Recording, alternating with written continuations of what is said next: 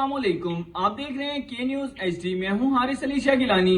खबर शामिल करते हैं इस्लामाबाद से। पीटीआई के एमपीए आबदा राजा के शौहर चौधरी खुर्रम का ओवरटेकिंग के मसले पर AST के मलिक जहांगीर पर हमला, जज पर थप्पड़ों की बारिश कर दी। इस पर जज ने पिस्तौल निकालकर मरे खुर्रम के पांव पे 3 फायर करके जान बचाई। चौधरी खुर्रम को पुलिस ने गिरफ्तार कर लिया। मजीद तफसीलात जानते हैं हमारे नुमाइंदे की इस रिपोर्ट में। फॉरेन ऑफिस पेट्रोल पंप पर दो गाड़ियों का आपस में क्रॉसिंग की वजह से झगड़ा।